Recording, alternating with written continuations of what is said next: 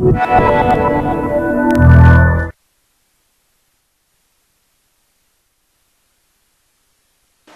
about a view in the theatre, most people would assume you're referring to what you can see from the stalls.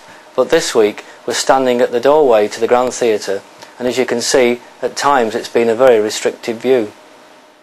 The earliest of our views dates back to 1939, and you can see the buildings across from the Grand ready for demolition. Behind those buildings was the original St John's Market, which was founded as a kind of fair in 1844. In the early days it was to be found on the corner of the Promenade and Church Street, which was known then as Lane End.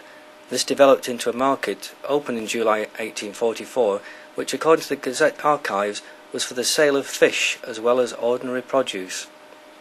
The photograph from 1952 shows that there was no restricted view from the Grand Theatre doorway. In fact, you can clearly see what was then the resort's jewellery quarter. Some names still around today: H. Samuel, Hymans, Leonard Hughes, George Mason, J. Payne and Sons. And the land was being used as an open-air car park, which shows that there's nothing new in Blackpool. By 1957, the scene had changed yet again, with the arrival of a building housing the multi-storey car park from West Street and British Home Stores, these days known as BHS.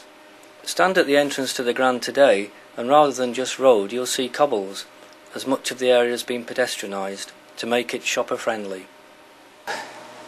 Blackpool's no different than many other town centres with the growth of double yellow lines, but back in 1952 there wasn't a traffic warden in sight, nor was there a pay and display machine, just a curious sign that said "There's no waiting this side on even dates."